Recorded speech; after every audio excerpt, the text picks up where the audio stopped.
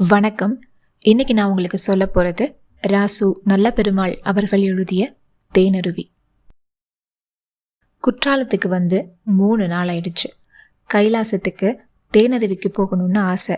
ஆனா அவருக்கு துணையா வந்த அவரோட பேரன் கண்ணனுக்கு இன்னும் மனசு வரல. குற்றாலத்துக்கு வந்த அன்னைக்கே அவரு தேனருவிக்கு தனியா கிளம்பினாரு. ஆனா மெதுவா போகலாம் அப்படின்னு கண்ணன் தான் தடுத்துட்டான்.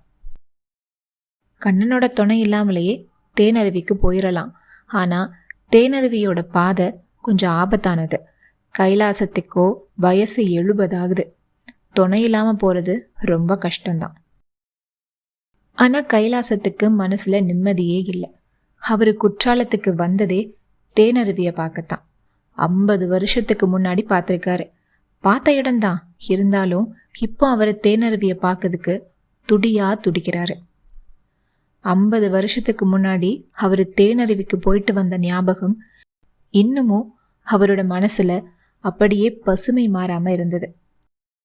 வயசாகி தோல் சுருங்கிட்டா ஞாபகங்கள் கூடவா சுருங்கி போகும்?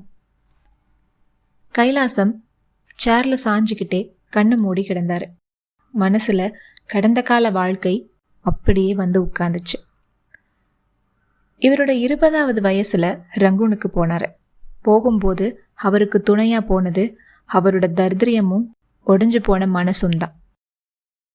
ஏழைங்கிறதுனால அவர் மனசு உடைஞ்சு போகல. அவரோட இதயத்துல கோயில் கட்டி உட்கார்ந்திருந்த குமுதா அவருக்கு கிடைக்காம போனதுனாலதான் அவர் மனசு உடைஞ்சு போயிருந்தாரு. அவர் ஏழைங்கிற ஒரே காரணத்துக்காக குமுதாவோட பெற்றோர்கள் அவளை வேற ஒரு பணக்கார இடத்துல கட்டி கொடுத்துட்டாங்க. அந்த விரக்தியில இனிமே இந்த தமிழ் மண்ணையே மிதிக்க கூடாதுன்னு ஒரு உறுதியோட தான் ரங்கூனுக்கே போனாரு.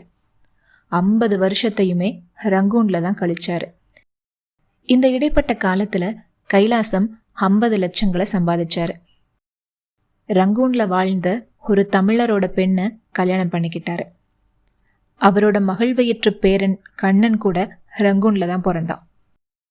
இப்போ இந்தியர்கள் ரங்கூன்ல இருக்கிறத பர்மா அரசாங்கம் தடுக்கிறதுனால கைலாசத்துக்கு வேற வழி இல்லை. தமிழ்நாட்டுக்கே திரும்பினாரு. பல வருஷங்களுக்கு அப்புறமா தமிழ்நாடு திரும்புகிற கைலாசத்தை அடையாளம் கண்டுபிடிக்க குமுதாவை தவிர தமிழ்நாட்டில் வேற யாருமே இல்லை. அவரோட குழந்தைகளும் பேர குழந்தைகளும் அடிக்கடி தமிழ்நாட்டுக்கு வந்து போயிருக்காங்க. ஆனால் கைலாசம் ஒரு முறை கூட தமிழ்நாட்டுக்கு வரவே இல்லை. ஏன் தமிழ்நாட்டுக்கு மேலே வெறுப்பா? இல்லை. பழைய சம்பவங்கள் அவரோட மனசுல ஒரு பெரிய வைராகியத்தை உண்டு பண்ணிடுச்சு. இப்போவும் கூட தமிழ்நாட்டுக்கு வர்றதுக்கு அவருக்கு மனசு இல்லைதான். ஆனா பர்மா அரசாங்கத்தோட கெடுபிடியினால அவர் தமிழ் மண்ணை மிதிக்க வேண்டிய கட்டாயம் ஏற்பட்டுருச்சு. கண்ணனை துணைக்கு கூட்டிட்டு குற்றாலத்துக்கு வந்தாரு. ஏன்? பழைய ஆசை. குமுதாவை சந்திச்ச இடங்களை மறுபடியும் பார்க்கணும் அப்படிங்கிற ஒரு விசித்திர ஆசை. அது மட்டுமா, குமுதாவையே ஒரு தடவை பார்க்கணும் அப்படிங்கிற அசட்ட ஆசை கூட அவரோட மனசுல இருந்தது. எத்தனை வருஷம்? 1 2 அரை நூற்றாண்டுக்கு அப்புறம் இந்த இதயத்துல இந்த மாதிரி ஒரு விசித்திரமான ஆசைகள்லாம் வருதே. இப்போ கைலாசத்தோட ஆவல்ல களங்கமே கிடையாது. குமுதா மேல ஒரு விதமான பாசம். அந்த பாசத்தோட சக்தியினால தான் கைலாசம் தமிழ் மண்ணை மிதிச்சாருன்னு கூட சொல்லலாம். இப்படி நிஷ்களங்கம் இல்லாத பாசத்தோட வந்தவருக்கு குமுதாவை பார்க்க முடியாம போயிடுமா என்ன? ரங்கூன்ல இருக்கும்போது குமுதாவோட குடும்பத்தை பத்தி வர்றவங்க போறவங்க கிட்டலாம் கேட்டு தெரிஞ்சுப்பாரு. குமுதா இன்னும் உயிரோட இருக்கா அப்படிங்கிறது கைலாசத்துக்கு நல்லாவே தெரியும். கண்ணன் துணைக்கு வருவான்னு நம்பிட்டு இருந்தாரு. ஆனா அவன் தேனருவிக்கு போகிற திட்டத்தையே தள்ளி போட்டுட்டு இருந்தான். அவன் எதுக்கு? துணை இல்லாம ஏன் போகக்கூடாது? கைலாசத்துக்கு வயசு 70 ஆகிட்டாலும் அவரோட மனசுல இருந்த அந்த அடங்காத ஆசையோட வேகத்தினால அவரோட உடம்புல ஒரு விதமான சக்தி வந்தது. அவர் தனியாவே தேனருவிக்கு போயிட்டாரு. சிற்றருவியை தாண்டி மலைப்பாதையில ஏறும்போது 2வது திருப்பத்துல இருந்த ஒரு பாறையை பார்த்தாரு. அவரோட வயோதிகம் எங்கேயோ போய் ஒளிஞ்சுக்கிச்சு. அந்த பாறையை பார்த்து குழந்தை மாதிரி வேகமா ஓடினாரு. கூர்ந்து பார்த்தாரு. அதே பெயர்கள் அதுல இருந்தது.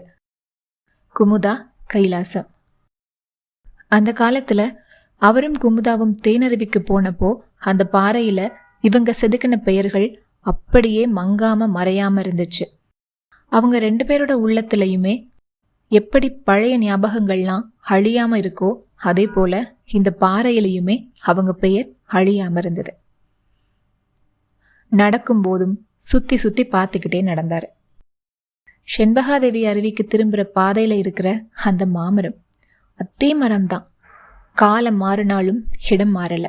அந்த இடம் மட்டுமா, அந்த சூழ்நிலைகளும் கூட அப்படியே தான் இருக்குது. கைலாசத்துக்கு மனசுல ஒரே குறுகுறுப்பு. அவரோட கைத்தடியை வச்சு பக்கத்துல தொங்கிட்டு இருந்த மாங்காயை தட்டினாரு. அந்த மாங்காய வலுவிழந்த அவரோட பல்லால கடிச்சாரு. அந்த புளிப்பு அதே புளிப்பு தான். குமுதா, இந்த பழம் நல்லா இனிக்குது அப்படின்னு சொல்லி புளிக்கிற அந்த மரத்துக்காயை கொடுத்தது அவரோட மனசுல ஞாபகம் வந்தது. அப்போ அந்த புளிப்பு கூட இனிப்பா இருந்தது. இப்போ அந்த நினைவுகள் அவருக்கு இனிக்குது. கைலாசம் உள்ளுக்குள்ளேயே சிரிச்சுக்கிட்டாரு. மாங்காய பைக்குள்ள போட்டுக்கிட்டு தடிய வச்சு ஊனிக்கிட்டே நடந்து வந்தாரு. அதோ செண்பகாதேவி அருவி பாதையில இருக்கிற அதே மரப்பாலம். அதுக்குள்ள இவ்வளோ தூரம் வந்துட்டோமா அப்படின்னு அந்த பாலத்தை கடக்க போனாரு. அதை கடக்கும்போது அவரோட இதயம் துடி துடிச்சது. அந்த இடத்துல தான் குமுதா விழப்பாத்தா. அவளுக்கு எப்பவுமே குறும்புதான். மெதுவா போன்னு சொல்லியும் கேட்காம மாங்காய கடிச்சுக்கிட்டே மரப்பாலத்துல ஓடினான். சரிக்கிருச்சு. கையில இருந்த மாங்காய் தண்ணியில விழுந்துருச்சு. என்ன ஒரு அசடு அவ! அதை எடுக்க தண்ணியில இறங்கிட்டா. நல்ல வேலை நான் போய் பிடிச்சுக்கிட்டேன். இல்லைன்னா அப்பா, நினைக்கவே பயமா இருக்கு. அந்த இடம் இதுக்கு முன்னாடி எத்தனையோ கன்னிகளை பலி வாங்கியிருக்கான். இப்பவும் கூட அவளுக்கு அதே குறும்பு இருக்கத்தான் செய்யும் அப்படின்னு மனசுக்குள்ளே நினைச்சுக்கிட்டாரு. இப்படி எல்லாத்தையும் நினைச்சுக்கிட்டே அந்த செண்பகாதேவி அருவிக்கு வந்து சேர்ந்தாரு கைலாசம். அங்கிருந்த குகையில ஒரு சாமியார் இருந்தாரே, அந்த சாமியார் கிட்டதான் குமுதாவும் கைலாசமும் போய் ஆசி வாங்கிக்கிட்டாங்க. அந்த சாமியார் இந்த 2 காதலர்கள் நெத்திலையுமே திருநீரு பூசினாரு. ஆனா ஒண்ணுமே பேசல. சுவாமி, எங்க காதல் நிறைவேறணும்னு ஆசி சொல்லுங்க அப்படின்னாரு கைலாசம். சாமியார் 2 பேரையுமே பார்த்தாரு. அவரோட உதட்டுல ஒரு விதமான அலட்சிய புன்னகை அப்படியே லேசா வந்தது. அப்படியே பெருமூச்சு விட்டாரு. எல்லாம் அவன் அருள் அப்படின்னு மண்ணில் எழுதினாரு. அதுக்கப்புறம் கையை உயர்த்தி அவங்களுக்கு ஆசீர்வாதம் கொடுத்தாரு. ஆனா சாமியாரோட முகத்துல களை இல்லையே. அப்பவே எனக்கும் குமுதாவுக்கும் கல்யாணம் நடக்காதுங்கிறத தெரிஞ்சுக்கிட்டாரா? அந்த சாமியார் இப்போ இருப்பாரா அப்படின்னு யோசிச்சுட்டு நடந்து வந்தாரு. குகைக்குள்ள போனாரு கைலாசம்.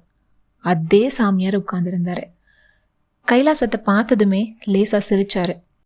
முன்னாடியை விட ரொம்பவே மெலிஞ்சு போயிருந்தாரு. ஆனா முகத்துல அதே கம்பீரம். கைலாசத்தை பக்கத்துல உட்கார சொன்னாரு. சுவாமி, என்ன ஞாபகம் இருக்கா அப்படின்னு பக்தியோட கேட்டாரு கைலாசம். உடனே அந்த சாமியார் மணல்ல குமுதா அப்படின்னு எழுதினாரு. இதை பார்த்ததுமே கைலாசம் அப்படியே திகைச்சு போயிட்டாரு. உங்களோட ஆசி பலனளிக்கலையே சுவாமி அப்படின்னாரு கைலாசம். சொல்லும்போது அவரோட கண்கள் கலங்கி போச்சு. சாமியார் மணல்ல எழுதினாரு, எல்லாம் அவன் செயல், இன்னுமா துயரம் அப்படின்னு. துயரம்லாம் இல்லை, இருந்தாலும் பழைய ஞாபகங்கள் வரும்போது ஏதோ ஒரு உணர்ச்சி அப்படின்னு சொல்லிட்டு அவரை வணங்கிட்டு ஆசி வாங்கிட்டு கிளம்பிட்டாரு. மறுபடியும் தேனருவி பாதையில நடந்தாரு. கடந்த 50 வருஷங்களா இல்லாத ஒரு புத்துணர்ச்சி இப்போ அவரோட மனசுல நிறைஞ்சு போயிருந்தது. அதோட காரணம் அவருக்கே தெரியல.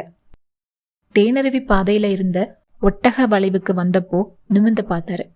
அவர் நினைச்சது போலவே அங்க இருந்த நாவல் மரத்துல ஒரு குரங்கு இருந்துச்சு. அந்த பழைய குரங்கா அது? கண்டிப்பா இருக்காது, அது இறந்து போயிருக்கும். அது பெண் குரங்காச்சே, இது ஆண் குரங்குல அப்படின்னு நினைச்சாரு.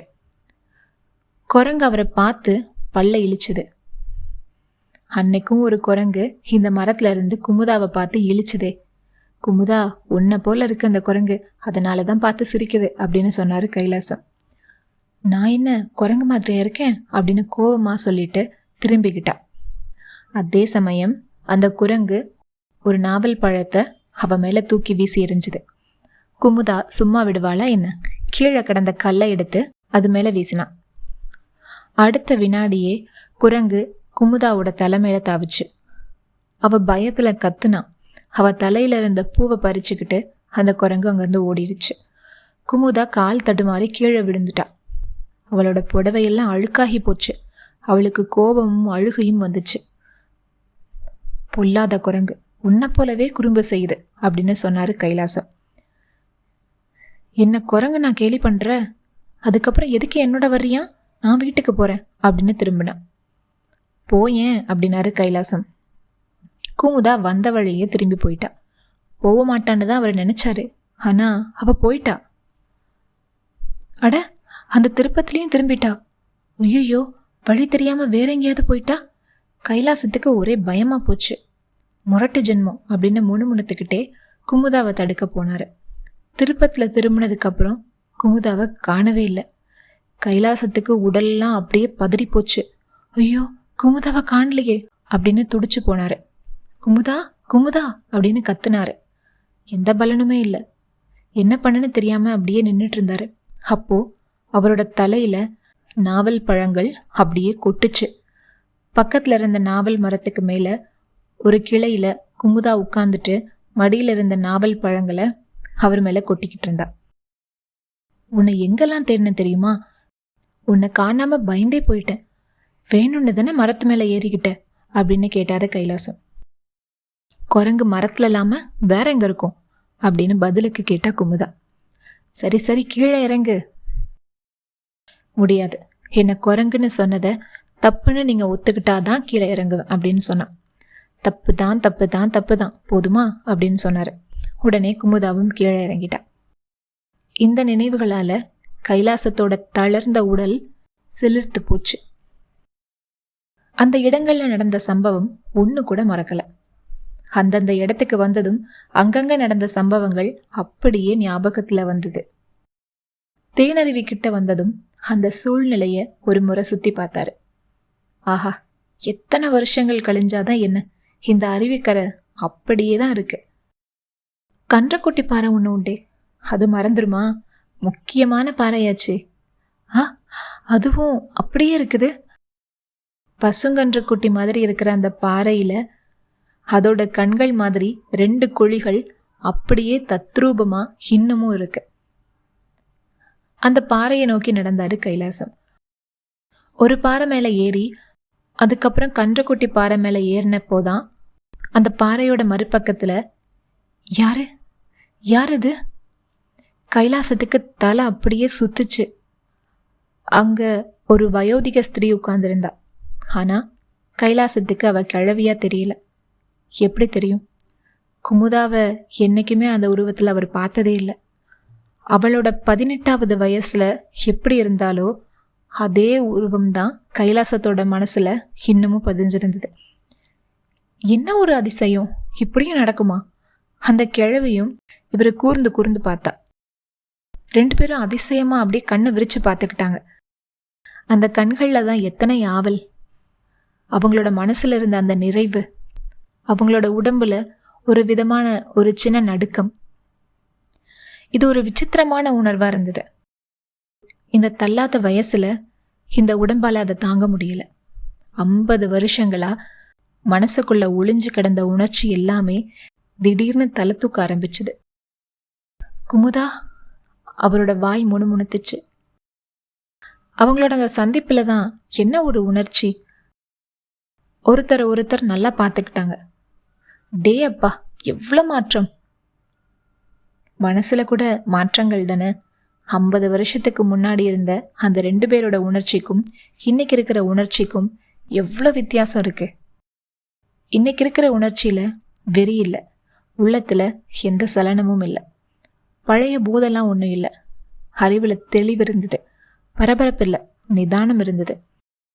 பழைய காதல் கூட இல்லை, பாசம்தான் அதிகமா இருந்தது. குமுதாவோட பக்கத்துல உட்கார்ந்தாரு கைலாசம். நீ எப்படி இங்க வந்த அப்படின்னு கேட்டாரு. என்னோட பேத்தி ராதாவோட வந்தேன். அவளும் அவ கூட காலேஜ்ல படிச்ச ஒரு ஃப்ரெண்டும் அருவி பக்கமா போயிருக்காங்க அப்படின்னா. என்னெல்லாமோ பேசுனாங்க. போன 50 வருஷ வாழ்க்கைய கதையா பேசினாங்க. கைலாசம் தன்னோட சட்டப்பையிலிருந்து எடுத்து நீட்டினாரு. குமுதா அந்த மாங்காயை சிரிச்சுக்கிட்டே வாங்கினான். இந்த மாங்காய் புளிக்குமே அப்படின்னா. இல்லை இல்லை, எப்பவுமே இனிக்கத்தான் செய்யும் அப்படின்னு சொன்னாரு கைலாசம்.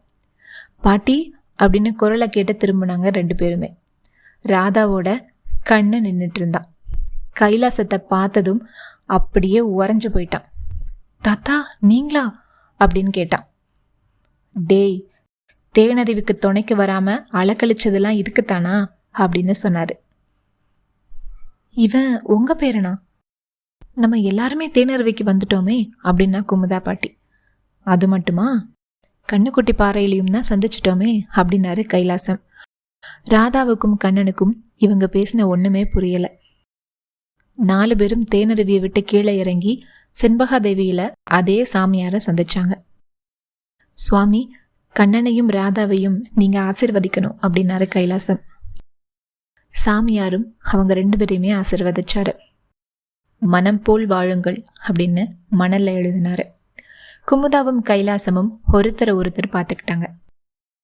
அவங்களோட காலத்துல நிறைவேறாம போனது அவங்க சந்ததிகளோட காலத்துல நிறைவேறத பார்க்கும்போது யாருக்குதான் சந்தோஷம் இருக்காது? இந்த கதை இப்படி முடியுது. கதை எப்படி இருந்ததுன்னு கமெண்ட்ல சொல்லுங்க. அடுத்த வாரம் இன்னொரு சிறுகதையுடன் உங்களை சந்திக்கிறேன். நன்றி.